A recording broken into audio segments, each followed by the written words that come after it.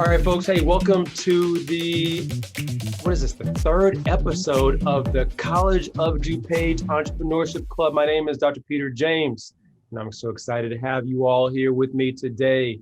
We are in the third session of the fall semester 2020, and we have another great show in line for you today. Of course, those of you who have watched know that this College of DuPage Entrepreneurship Club, CODEC, as we're called, really is trying to expose you students to entrepreneurship, especially in the Chicagoland area, but also around the world, and show you how entrepreneurs are doing it, and actually that you can do this where you are right now. And there is another option even as you go through your education overall. We are located on the beautiful campus of the College of DuPage, Glen Ellen, Illinois. But of course, now we're in the middle of a pandemic. So this is CODEC COVID edition. And I'm glad to have you all here with me. Ryan, I was gonna let you talk, man. So welcome everybody. Ryan's our president. Welcome everyone, Ryan.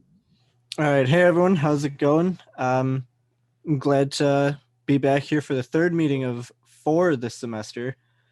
Today we're going to be talking with Jake Fine, who recently graduated high school. I know a lot of people recently have been thinking about taking gap year or gap semester because of what's been going on with COVID. And Jake, I know, is a good example of how to take full advantage of that gap year time and make the most of it and start rolling from there. I know he has a YouTube channel, so if interested, I can link it in the description or send out an email regarding it. I know he has some great insight and great videos out there, so be sure to take a look at it. But without further ado, let's get to the questions and start the interview. Absolutely excited, man. Hey, I gotta pitch the COD pitch contest before for we sure. get started. Before that, then yeah. It's actually gonna be next week, Wednesday, November 18th. So for those of you who watched this after November 18th, know that it already happened. It's gonna be a great show. College of DuPage pitch contest. I want to say this is like the third or fourth one for sure. I'm hosting it, so I'm excited about it. It's going to be next week, virtual, of course, as well. So, Jake, good to see you, man. What's up? Dude, Thanks for having me. You are coming to us from your car. Yeah, hustling today. Good for you, man. I love a hustler, man. I love you're mobile, man. So good for you. Thank you for joining us. Thanks for having me. Are there people in here? They are not people yet. Okay. But we'll see them slowly trickling in, man. So, cool. And then we'll probably have questions from them a little bit as we continue to move forward as well. Nice. So, but listen, man, tell me about you, tell the audience about you, where you're from, and maybe a little bit about your background. So yeah, I would just call myself a freelance videographer. I grew up in Oak Park, Illinois, which is just west of Chicago. Right. And graduated from high school May of 2019, and then was planning to go to UIC. Mm-hmm. Was all ready to go, and then I think I missed orientation, and I had a late fee, and that turned me off from going completely. The fee was like $300 because I didn't go, and I was just like, this is nonsense. And then I just started rethinking everything. So then I just told my family I wanted to take a gap year and try the freelance thing, because I had done a couple jobs throughout high school. I even did one for you, Dr. James, and that was a cool one because we were in the Sears Tower. Yeah. I forgot about that one. I was even thinking about the other one in M-Hub. Yeah. I did a couple of things there with Professor Allen, who's another mentor of mine. Sure. But and then I took a couple months to get going, and then I just started really taking off, relatively speaking. And then I was also making this documentary on the side that I premiered at a theater in Oak Park. It's pretty well known in the area. It's called Lake Theater. Sold out, a 290 seat theater, pretty much sold it out. I think there was like 270 people there. Sure. And then I just realized how much I love filmmaking. So now I would identify myself as a storyteller. So that involves filmmaking, documentary filmmaking, and then also helping tell stories of like companies or just people who I see with cool stories. I'm trying to really get into that. So like, for example, I work at one of my biggest clients right now is a gym called On Your Mark Studios. There's a lot of big athletes that work here, a lot of like maybe you could say B-list celebrities that work here. Chance the Rapper's wife works out here, so like that it's pretty big deal in the city.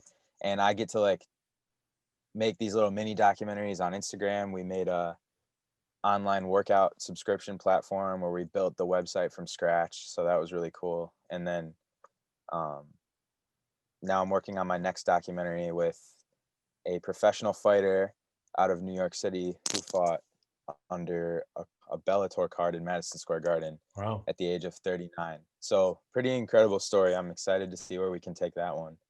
We're gonna try to get it to some kind of bigger network. So good stuff, that's man. where I'm at right now. Yeah. You're doing a ton of stuff, man. Kudos to you for doing that, man. Take us a little bit back to your high school a little bit, if you don't mind.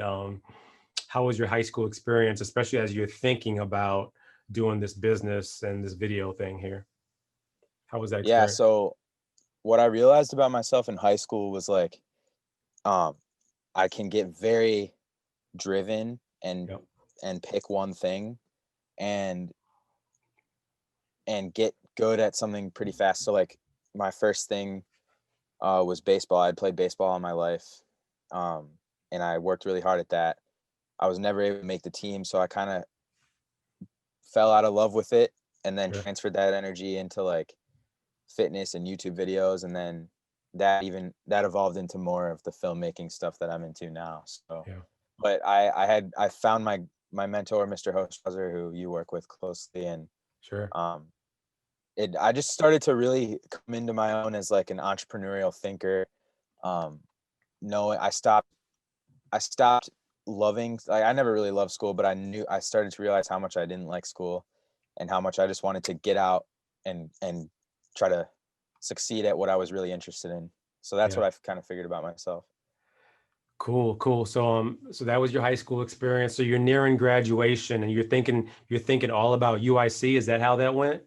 Yeah. So like, actually it's funny, like before I started really applying to schools, I was already thinking about not going to college and just trying to be like a vlogger full time, because that was what I was doing.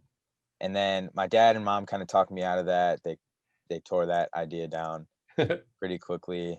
And so I started applying. I thought UIC would be the best option because it was like an article came out that it was like the number 7th bang for your buck school in America. Like Harvard was the first, UIC was 7th. So I figured I could go to their business school and try marketing. And then I was like, okay, how can I do my best to like make an imprint on that school with my videography background? Yeah. So that's what I was thinking about. But ultimately the alternative that I ended up going with seemed a little more enticing. So before we dive into the business a little bit more, what are you thinking about school in the future? How does that play? How's that going to play out, you think? I don't see it as the best way I could spend my money right now. I don't really see it in my future. That doesn't mean I'm not educating myself. I literally was on Skillshare today trying to figure out how to do Facebook ads. I listen to a lot of audiobooks. So I love to think that I'm still getting my education by, doing those kind of things and watching documentaries to learn the craft. And but I don't see like formal education in my future really. Oh, interesting. I like that. I do like that. There's a part of me that loves it, man. How are your folks with it? At first they didn't like it at all, like strongly disliked it, and they will never say that today. But they were pretty against it. Ultimately supportive though. They never asked me to like leave the house or anything. It was, obviously, I actually still live there and they're still super supportive. But it ultimately turned around once I started getting bigger clients and I started working here. I'm on my 13th month here. Nice. On a monthly retainer. So I've had some pretty successful jobs. And I think about probably around this time last year, maybe December, they started to see my vision, and it's just been pretty smooth ever since. Good stuff. So let's talk about the business a little bit more, man. This videography thing, man. And I definitely want you to plug your Instagram, your YouTube channels, all that kind of good stuff, man. But how did you know picking up the camera, or was that going to be your thing? When did you really start loving that, man?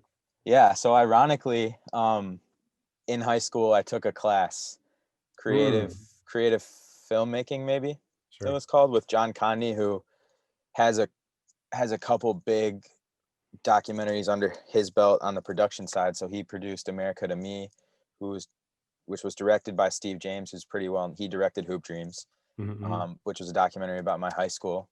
Oh, He wow. also Yeah. had Yeah, it is. he Yeah. had a yeah he had an MTV documentary about a high school in like Michigan that, like, kids who have drug addiction issues, they go there, and they made a documentary about that, and it sold the 4-episode series to MTV. So that was pretty cool.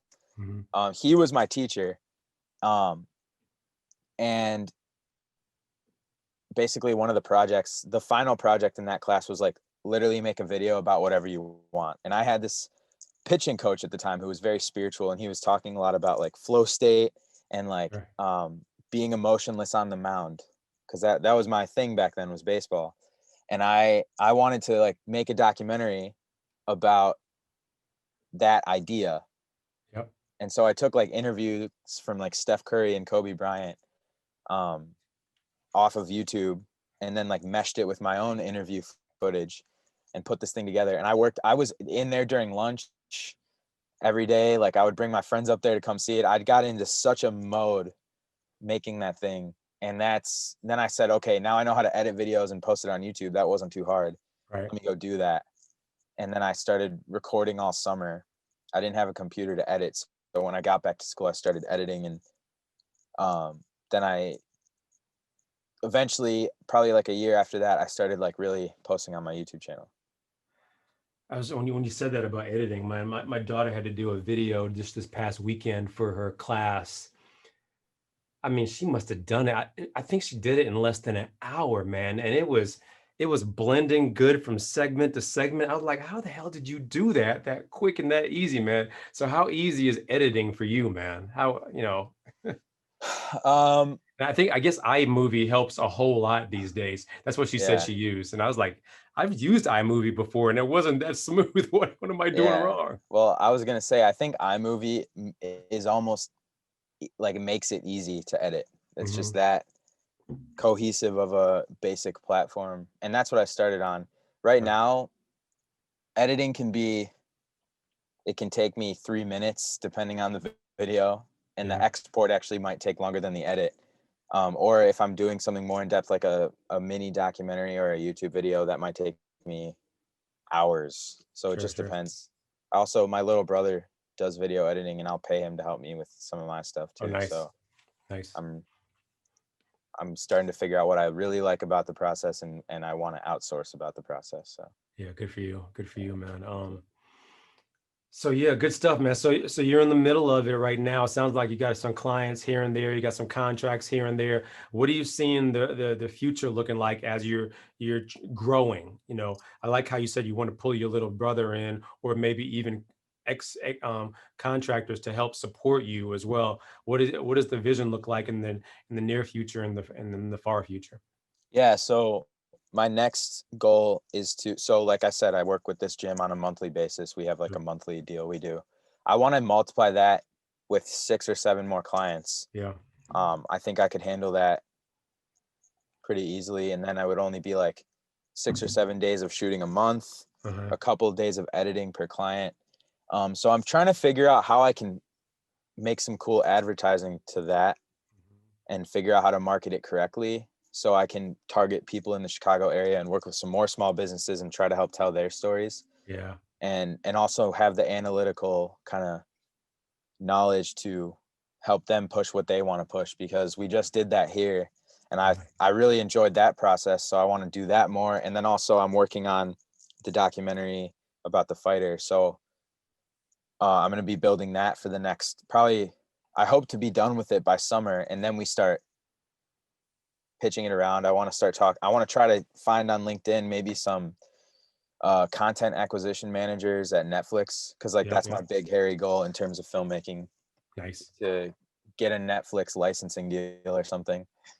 So Yeah. figuring those two things out, really, because then then I'll be like, my business will be like full time. I'm doing what I really want to do. Sure.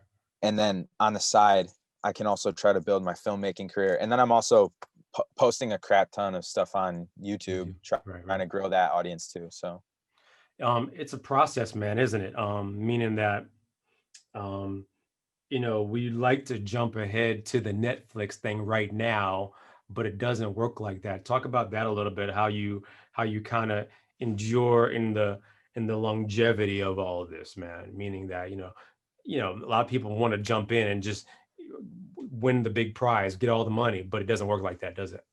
Yeah, I don't think, like, I'm not doing any filmmaking to make money. Like, I don't think that I'm at that point yet. Like, I'm sure I can make a little bit, but it's not like, that's why I need the business as well. Sure. And want the business. The long term works, like staying in it for the long term on that single project works, just because I enjoy every part of it so much. I enjoy crafting a story, and testing all these different methods of filmmaking and studying the craft. I'm watch a documentary a day just to, like, that's my school basically. So it's just fun for me, and it's cool to, like, figure these things out. And even that on its own, like going to this gym where all these MMA fighters train, just to film this one documentary, it's like, it's already leading to other ideas and other connections and stuff. So that kind of stimulates me. Yeah. And keeps me engaged, basically. Who's in your circle? You mentioned Peter Haustrauser earlier as a mentor. Who do you keep around you to keep you motivated, I guess, to a certain extent? Yeah. So Mr. Haustrauser, Peter, I see him, talk to him on a weekly basis. He is a great accountability partner, and just kind of wiser person. My dad is also very wise. He kind of gives me a lot of practical life advice. And then I don't have too many friends my age. I have one guy named Eric Lewis. He went to high school with me. He actually went to elementary, middle, and high school with me. And he has like a big YouTube channel. So we kind of connected through that, the love of that craft. And then he's super motivated. We both kind of give each other that energy. So I'm starting to hang out with him more. And then my girlfriend's also super motivated. She's a D1 dancer. Nice. So she works out, dances, and has to do school every day. So just kind of being around people who are also motivated and who are doing stuff.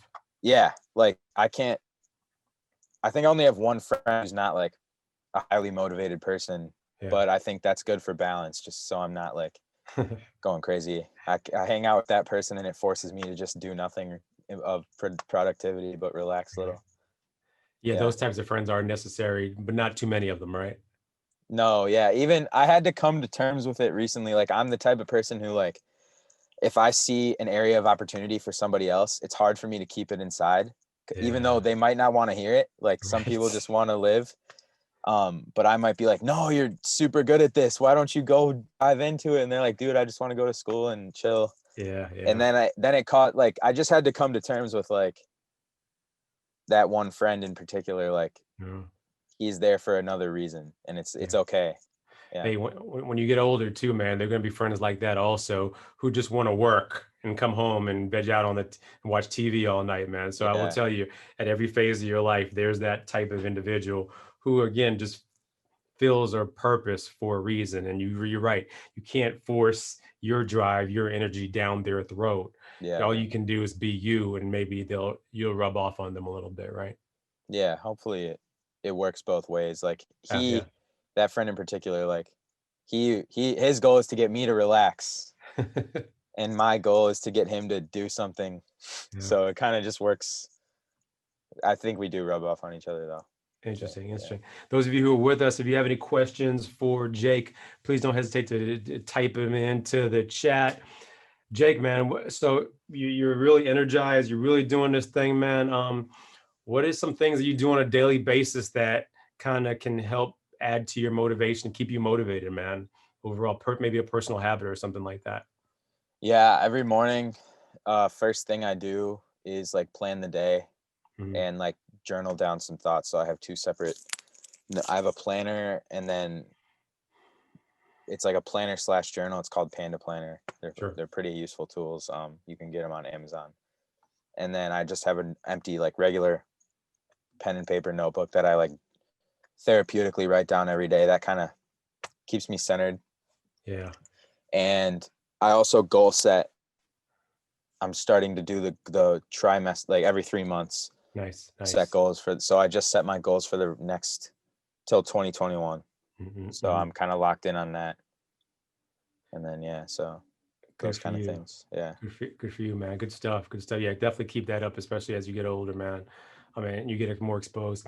Yeah. Got a question from Mona. She says, do you currently have a website? So yeah, start plugging your stuff, man. Tell us a little bit about where we, those of us who are watching you can find you. Yeah. So my company that I haven't LLC'd yet is called Thuzy Productions, which is spelled THOOOSI. So there's 3 O's. Sure. I couldn't get the domain with 2 O's, so I just thought 3 O's actually might be kind of cool. Right. So I bought that one. And then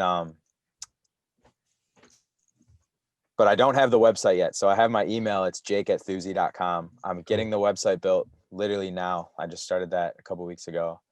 And but you can find me Thuzy Jake on Instagram. I think Jake Fine on LinkedIn. I'm not really big on, I don't do Facebook really. And then Jake Fine on YouTube as well. Cool. So you can find me there. Good stuff. Yeah.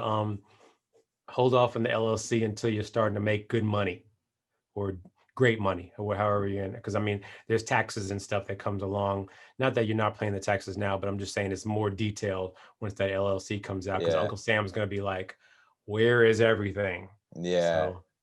Yeah. My accountant, I'm just starting, like, over the pandemic, I kind of tripled my income. So I'm just starting to have to think about that. But my accountant hasn't said, go get your LLC just yet, because I'm a sole proprietor anyway. So there's not much of a difference really. There really isn't. Yeah. Do you do a lot of SEO? Mona's asking about SEO. Do you do a lot of that at all yet? No. I'm just getting into like Facebook and Instagram ads. I literally was watching a course about that today.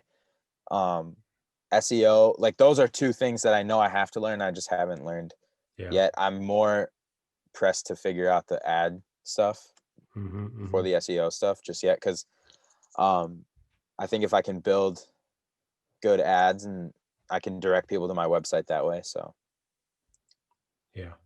Good stuff, man. Yeah, good questions. I told you we're not going to keep you super long today. What about your target? I know I got 2 more questions actually for you. Number one, your target market. So I'm hearing the gym. You're a gym enthusiast to a certain extent. Do you think that gym world, that fitness world? Here, your girlfriend's doing a little bit of fitness too. Are you into that world as far as the documentary goes? You talked about Hoop Dreams, which was one of the first documentaries that I've ever watched, for sure. I just wanted to know that. Yeah. But is that somewhat of your niche to a certain extent? So I've done a high school baseball documentary, and then now I'm doing the MMA documentary. And then I'm super into fitness, like, on my own. I'm not going to work with more gyms in the city. You're the friend that you referred me to. I work with his, but that's like 14 miles away from my house. So there's not really a competition there. Sure. But I work closely enough with these people that it would just be kind of a conflict of interest. Cool. But I think the fitness content comes naturally just because I watch a lot of that on my own. But yeah, I don't know, to answer your question. I'm not super, like, the businesses I want to work with, like, for my the monthly subscription business that I was telling you about, are like medium small businesses, not like mom and pops, but like a little bit bigger than that. And then people who have a great story and know exactly what they want to do. And then I can kind of just really go in on the story and then use my knowledge of the Facebook ads and then eventually SEO to, like, push what they want to push and make that story visible. Cause I think that's super, like, I don't think people realize how effective of marketing that is. Yeah. Like we made a documentary here, a mini documentary, and it blew up. It kind of like it got like 4,000 views on Emily's Instagram, the owner, and that's like more than she ever gets, like just naturally. So Wow. I'm starting to see a pattern there. Like that kind of content really gets engagement, just because people love to see the why behind a business. Yeah. Really, Yeah. yeah, Yeah. Stories are becoming more and more powerful for businesses overall. I mean, even with me, when I'm researching something, I want to see some details about the right, owner and how they got into this and why they love to do this so much, as yeah, opposed to them just selling their services. I right, want to hear what's going on behind the scenes. yeah. I think just to piggyback off that, I think we don't really buy the service Yeah. unless we trust the brand. Like Yeah. we, like even music I listen to, Yeah. I might listen to a certain artist just because of the knowledge that they have in their interviews. You know what I mean? Yeah. Same here. Same here. Now that I think about some of my favorites, it's usually about what I know about them outside of the music. Right. So that's kind of interesting. Yeah, and that's just more Hmm. kind of what's the why? We're attracted to that, really. Why do you do what you do? Yeah. Because ultimately you attract the same people, I think. Yeah. That's Yeah. good. That's good stuff, man. That's Yeah. good stuff for real. Thank you. Cool, man. So listen, my last question for you. If you're still kind of young, man. So if you had to do this whole process over again, even coming out of high school, even going back into high school, what would you have done differently? What would you do differently then that you know about now, as you've been in the middle of this process, as you reflect on it, the journey? Like right when I got out of high school Yeah, with or even when you were in high school, because that might benefit someone who's in college right now and is trying to visualize what their entrepreneurial future looks like. What would you have done differently, maybe about 3 or 4 years ago, that would have helped you to where you are right now? that's a good question. Yeah, man. I probably I get stressed easily, so I probably would have just said to my younger self, like, chill, it's all gonna be good. This one worst case scenario, you lose this client and you Yeah. get another one, and it's fine. So, but I've gotten better at that. I think everything else, like, I had to learn the way I learned. Yeah. Right. I Right. think it had to come how it did. I mean, if I started out then with the knowledge I have now, it would have been better, but I think I had to go through those experiences. I Yeah. don't think I'm old enough to have those, like, aha, you should have done that. It was so obvious. I think I'm still figuring it all out. Like, obviously, I'm 19. But I will still say this though, man. You because of your experiences, you've learned what you're further ahead than many who are just trying to start it out. So you know more, Yeah. and that's what those who are watching this could benefit from that, as they continue to move forward. Because they're even just hearing about the journey, is an eye opener for many who have never been in the middle of it. A good example, Totally. lastly, is what you just mentioned there about you know going through the struggle and going through the different phases in order to learn how to do it better next time. All that's part of the process as well, and it sounds like you're embracing that process as opposed to getting frustrated about it. Yeah. And you just reminded me of another one actually. Yeah. Um, don't be afraid to, like, I feel like I might work really hard and then I get scared of pushing myself too far, so I kind of scale back, and then that kind of stops momentum. So I Mm-hmm. have a problem with that, and I've even quit certain initiatives just because I thought I was burned out, but really, like, I don't think I was with hindsight. So I think I would also say, like, push past those points of resistance, Yeah. Yeah. because I think they're going forward, as I kind of push through those, I'll be able to make progress a lot faster and exponentially grow faster. Good stuff, man. I love your energy. I love your focus. Continue and listen. It's a marathon. I know you. This is like a famous quote. It's a marathon. It's not a race, man. So definitely keep on the journey for sure. Yeah. Keep learning, and keep surrounding yourself with the great people who are going to help support you on this journey too, man. And thank you so much for being a part of our show today, man. This is definitely going to be out there for the COD YouTube world as far as COD community. So thank you so much for joining, Jake. I can't thank you enough, man. This has been awesome. Yeah, thanks so much for having me. Awesome. Got some thank yous coming in on the chat as well. Yeah. And those of you who are watching, thank you so much for coming and joining the College of DuPage Entrepreneurship Club show for another great interview. And we will see you on the next go on. Actually, the next show is going to be December 2nd. It's going to be the last one for this semester. Thank you and take care. See you then.